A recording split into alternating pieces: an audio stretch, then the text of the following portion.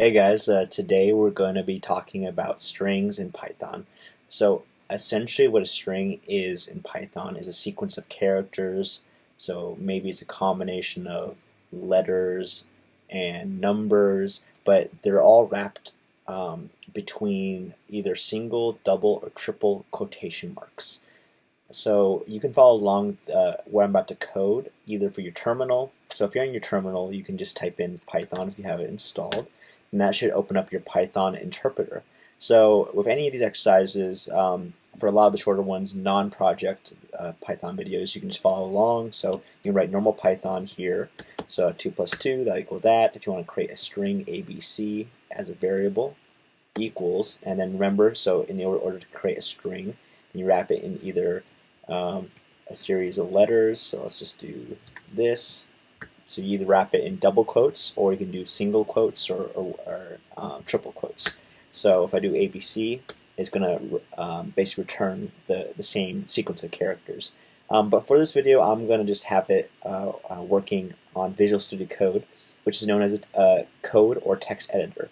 So we're going to just write that file because I want you guys to be able to see all this code later on. But it's perfectly fine for you to write your Python code on your terminal through a Python interpreter, and you access that through the Python command here. So in order to exit this, you just do exit parentheses open and close, and then hit enter, and you'll know that you're out after you go from seeing these three greater than symbols in a row to the normal command line thing right here. So basically you should see whatever your username is for your specific laptop. Okay, so we're going to focus on Visual Studio Code, which is a online text editor which you can download for free. And as, remember what was mentioned earlier is that strings in Python are just a sequence of characters, so either numbers or letters are wrapped around either single, double, or triple quotation marks. So, for example, this could be a string in Python. This could be a string in Python, and then also this could be a string in Python too. So this triple quotation mark is usually used for multi-line comments. For example, if you try to do this, it would not work. You see how the actual text editor showed that the string has been broken by that color change. But if you want to essentially write like a long multi-line comment, you do it through these triple quotation marks right here. So triple, double quotation marks. But for the most part, you can either use single or double quotation marks to create a string. And then with that string, it can be any combination of letters and numbers. So if I do ABC123, it is going to show it as a string. So strings are very important in programming in Python in general, is because no matter what your particular programming project is, you might have some type of user input, or you might have to clean some data you get from a website, maybe by using an API. So API stands for Application Programming Interface. You can, for example, you get data from Facebook or Twitter or Instagram, and a lot of data comes in strings. And with Python and other programming languages, you're going to want to know how to manipulate data such as strings. But the interesting thing about strings and a lot of programming languages, including Python, are that strings are immutable. So what that means is when you actually assign a string, it is impossible to change. So you might be asking, hey, like I mistyped a word or in that string and I want to change it. How do you do that? Well, basically under the hood, what you need to do is basically take that string, and then in order to modify that string, you're just going to have to create a new string taking the old parts of the old string to do that. So I'm going to open up my terminal and then run the Python interpreter to show you. So if I were to, well, actually I could just code it right here too. So if I wanted to maybe change the letter B within this string, so I got a string of A, B, and C. So if I were to use this print function, which is a built-in function within Python, and you can print, numbers, strings, and basically have it outputted into your terminal. So I'm just going to quickly write that. Python And then in order to run a Python file, you just use the Python command in your terminal, and then the name of the file, and we're trying to run a Python file which ends with the file name .py. So it returns the string ABC. So one way that you can manipulate string data is by using an operation or manner of programming called slicing. So remember how we said that a string is a sequence of characters? So this will be further explained in my video on Python list, tuples, and sets. But again, essentially, a string is just a combination or a sequence of characters, and you can actually separate or break apart the string based on that sequence. So you might say, hey, I just want the first and second letter of that string. So maybe you just want A, B. There's ways to basically slice or separate that portion of the string into a new variable that you can use. So let's just say you want to create a variable called new string. So you name the variable. Again, this could be anything. It doesn't have to be this this particular variable name. You can say, hey, I want to call this bacon. So bacon is the variable name, equals ABC, and then you have these brackets open. And the cool thing about these brackets is you can do a lot of these slicing operations. So again, remember how we said that we wanted the first two letters? Well, this is a very small string, only 3 characters long. And you might be asking, hey, if I have like a huge string, how do I actually get the total length of that string? Python has a built-in function called leng. So let's say you wanted to find out the total length of the string ABC, or like the variable ABC, which has a reference to the string ABC right here. So just to make it more clear that they're separate things, I'm going to rename the string to something like tomato. So basically, after I save this, 1, 2, 3, 4, 5, 6, this is a string that is a length of 6. So this second line is going to print out 6. And let's say I wanted the first two letters or characters here. Then what I would do is I would put a little colon mark and then 1. Oh, actually 2. And I'll explain why this is going to be happening. So, and I'm going to print bacon below that on line 4 too. So bacon. All right. So I'm going to run this again, and then what I should expect to see is the number 6, and then also for bacon the first 2 letters, which will be 2. Okay. So in Python and in a lot of programming languages, you start counting with the number 0 and not 1. So this is how you would count it. You do 0, 1, 2, 3, 4, 5. So basically, what you're doing is you're starting the index of a list or a string at 0. Even though it might have 6 characters, it starts at 0. So when you're slicing, you can do a lot of things within these brackets. So just to make this obvious in a comment, and you can comment using the hashtag symbol or pound symbol. Basically, when you have a string or a list, you can do a lot of different operations. So you can have a start number, and that's inclusive. So whatever number you put there, that's going to be included in your new modification of the string or list. Then you're going to have an end number, which is non-inclusive. So that means that whatever that number is, it's not going to include that number. It's going to stop at that number. And then finally, within this, you have a stride number. So don't worry, I'll basically explain all of this. But for the start number, if you don't specify it to the left of the colon mark, it's going to just automatically by default go to 0. So basically what I'm essentially writing here is from element 0 up to 2, but not including 2. I want to assign the variable bacon as a slice of ABC. So remember 0, 1, 2, stop at 2, and don't include 2. So that's what I'm doing here. If I wanted to include that third element, so 0, 1, 2, 3, then I can just change this element to the right to 3. So includes every element up until 3 and not including 3. So then I should have Tom as the printed out element. So I have still the same length for ABC, variable ABC, and then Tom is being returned as my slice. So let's say that we wanted to include the whole thing. Let's just say ABC, and you'll be seeing what I'm doing here. So essentially what I'm doing is, remember by default, if no number's included to the left of this colon mark, it's going to be default 0. And then you can actually use the leng method to get the length of that string.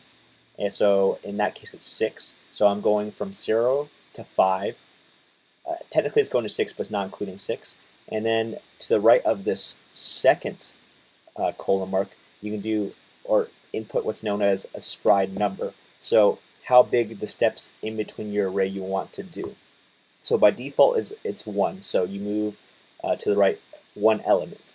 And then, but you can do it by any number you want. Maybe you want to do it in reverse, so -1, or maybe you want to only do the even elements in your list or string. So you might do every 2 elements only include that element. So if I were to include this, I'm basically saying, hey, include this whole string, but only include the even numbered letters. So I should get OA6 because it's moving every 2 elements. So that's a little bit more advanced and complex. Oh, actually I was wrong again. So it starts at 2. So let's see. So it starts at 0. Yeah. So TMT, and then it only has 6 elements, so it stops at that last one. So that's just a little extra thing you could do, but for the most part, you'll do a lot of your slicing just based on this first colon. So to the left is the start number. So let's say you wanted to start at the index 1. So remember that would be the second element because you start counting your string or list at number 0 when you program. So it's a little bit weird compared to normal counting. And then it's going to stop at 6, which is the length of our string, but it doesn't include that number 6. Okay, so if I save this, now it basically includes every letter except that first letter, which is index 0. But again, you can do a lot of that slicing this way. So let's say you wanted to include the third and fourth letter of this string. So M and A, which spells ma. So you don't want to include the first 2, so you wouldn't include indexes 0 or 1. You wouldn't include 0, 1, and then you wouldn't include the last 2 as well. So 0, 1, 2, so you would start at 2. Oh, sorry. You'd start at 2 because you want to include that number. So this is inclusive, this number on the index here. Inclusive. And then you want to end at, so 0, 1, 2, 3, 4. So you want to end at 4 but not include 4. So if I save that, it's going to return the 2-letter string ma. Oops, sorry. Perfect. Okay, so that's just a little bit of how slicing goes. On to the next step. So remember how I said that strings were immutable? So you can't basically use slicing to redo or rewrite a character in a string that's already been set. So let's say with that ABC, that you didn't want to write tomato. Maybe you wanted to have that M be a B. So you want to change that letter, that third character, or on the index number 2, you want to change that M to B. So we want to change that M to B. So if I try to reassign that number, so let's say, so I know that's index 2, and I want to change that to B, I'm going to get an error. I'm going to get a type error called string object does not support item assignment, because remember, strings are immutable, so you can't change it. So again. So we have an error here, and that happens because we can't change letters and strings or characters and strings that have already been set. So how do you basically modify strings? So you do that by actually creating a new string. So you would use slicing to basically separate out the parts of the string you want to keep and then just reassign it to something else. So for here, let's say I want to create a new variable. I want to create a new variable called cat, and I want to basically keep the 2 first letters of tomato and the last 3 letters of tomato. So I take ABC and I basically slice it up to the index 2 or the third element, and then I change that B to M. And what we're also doing here is called string concatenation. So you can actually add strings together in Python with this plus or addition symbol. So from there, remember when you use a start index, it's inclusive. So we don't want 2 at this first number, we want 3.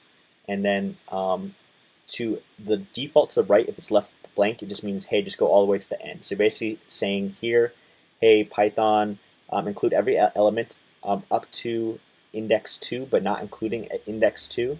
Then add the letter B to this string to the left.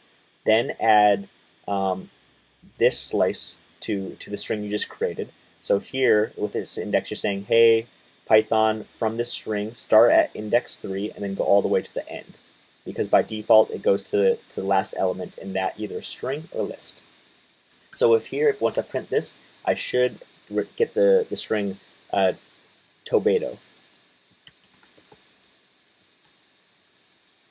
Okay, so if I rerun this, you can see that we were able to change the string. So again, because strings are immutable, you have to create a new string by using some of the old parts of the string you want, and then just either using string concatenation or just creating a new string in the way that you want to. So you can modify, but you're only able to do that by creating a new string instead of modifying the old string because it's impossible to change.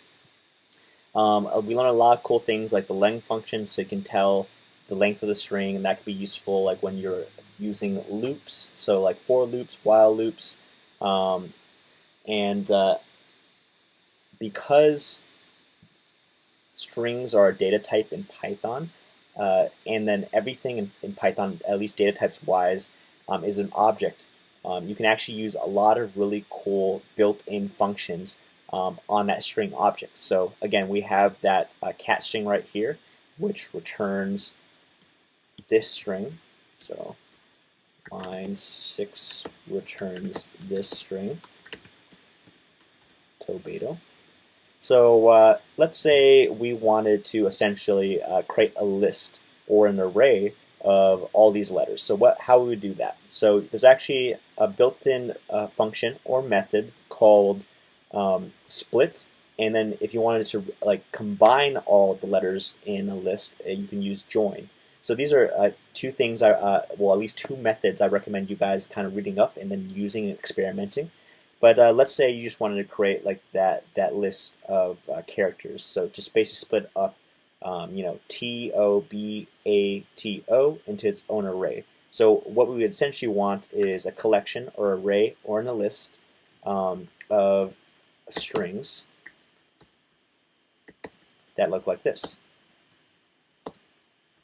And you'll probably use a lot of this either in for loops, while loops, or even answering some program interview questions. Oop, I forgot, accidentally added a number. So you had the string split. So how you do that? You would use the split function or method.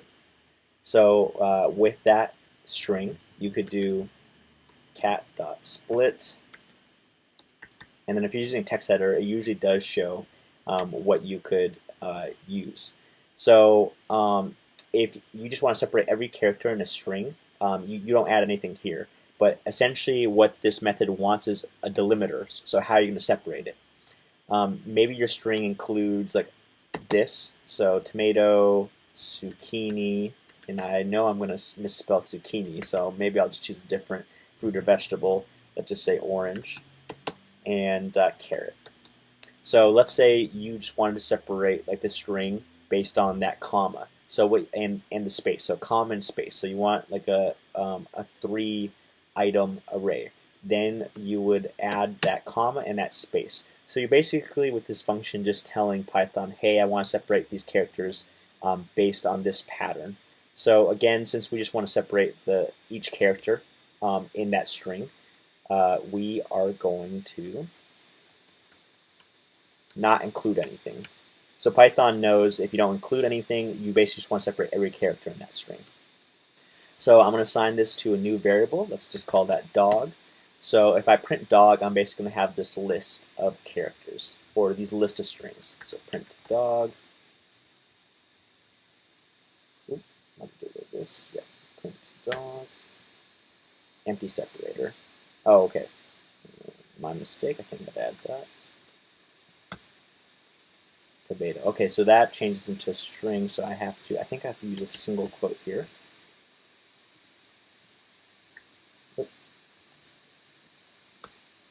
Okay, so empty separator. So I think you have to add something specifically. So I think you might have to add the delimiter. Okay, so for right now, actually include a specific pattern for the split right here. But I do believe there is a way to split it just based on like, hey, I want every character split. So I'll include that in the description or a pinned comment. But let's say you want to join like a list. So we just created this this array. So let's say you have an array called dog, and you want to combine dog, cat, and walrus. So you just want that to be combined like in a string and separated by a comma and a space. So basically, like the inverse of that split function is another Python built-in function called join. So with that, you could basically say, hey, I want to basically combine all these elements in a list or array, put it into a string, but I want it separated by this comma and space. So you include that string right there, and then join, and then dog right there. And then let's assign that to a variable called fire, and then we'll see what the result is here. So print fire.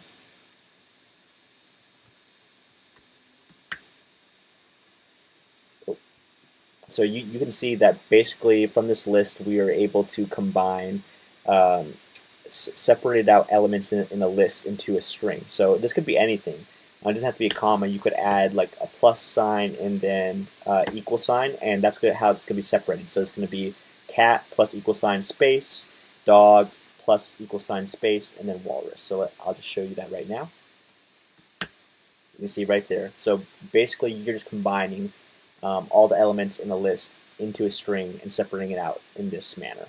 So yeah, those are a couple of built-in functions, but you have a whole litany and like portfolio of built-in string functions you can use. Like is lower, so you could check if a string is all lowercase. You could capitalize like the first letter in a string using the dot capitalize method. But I'll make sure to include a list to the actual Python documentation on what built-in Python methods you can use on strings. But there's a whole like a list of methods you could use, and that could be pretty useful for projects you build.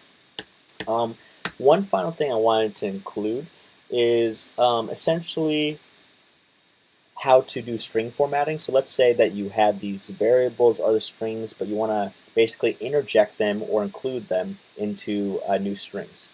So you can do that in a couple ways. You can use what's known as F strings. You can format strings using the modulus symbol, and then also by interjecting them using the formatter class. So there's actually a built-in method called .format, which you can also use to interject these other strings or data types or just basically pieces of data that you want into a string.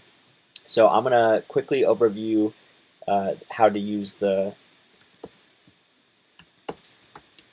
modulus string operator, then F strings, and then finally that dot format, how to use that. So Let's say you want to print off a big string, so let's just say we're going to create two variables and then try to include them into the string. So let's just say that your age is 27 and then your name, well, my name is Kevin. So I'm going to use those strings and then interject them into another string using these three different formats. So with this, the first format, I'm going to be using the modulus symbol or percentage symbol formatter. So with this, I know I have a number and I know I have a string type for these first two variables. So this is a number or int number, and then this second one is a string data type. So right here, hello, my name is, and then I'm with this percentage symbol, then you add the data type. So if here, this is how you're basically going to use this pattern. So percentage and then the data type. So we know it's a string, and there's a table of basically how you can do this format interjection. But since it's a string, the shorthand for that is S. So this first variable I'm going to interject is going to be a string, and I am percentage symbol, and I know I have a number, which is a digit or integer, and how that's used in Python. Python is with the letter D, so percentage symbol D for integers, and then percentage symbol S for strings. So if you just follow this following format, then you can interject your variables. So after this string, what you're going to do is hit the modulus or percentage symbol, and then include the variables that you want to include. So if you just have one variable, then you would just include that variable name here. But let's say you have two, then that's when you have to wrap it up in a parentheses. So this first variable here is a string, and I want that to be name. And the second one is age. So this is going to print, hello, my name is Kevin, and I am 27 years old. Okay, with S strings, kind of similar format, but you essentially include a F at the start, and then within these strings you could basically say and interject the specific variable. So if here, same sentence, but let's just use hola to show you the difference. Hola, my name is, and then with these parentheses I can just include the actual variable name up here, so name, and I am, and then age, years old. Okay, so that's how you would use an F string, which is just basically short for format string. And finally, you'd be able to use this dot format, and you can use it in different ways. So you could use it in this way. So print hello, my name is. And you could do like 0, so that's like the first element you want to interject, and I am 1. So that's like the second element you want to interject, years old, and let's just change that to French so you know it's different. Bonjour, my name is Kevin and I'm 27 years old. And then with here, after the string, this is how you use like this dot format method. So after the string, this second quotation, or the second double quotation mark, dot format, and then you can interject these variables. So this first element, you want it to be name. Second element, you want it to be age.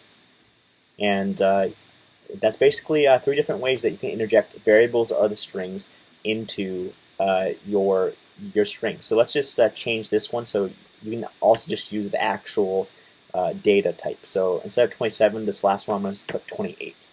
But when I run all of this, it's going to basically say, hello, my name is Kevin, and I am 27 years old. Second string with F strings or format strings. Hola, my name is Kevin, and I am 27 years old. And this last one, the dot format method.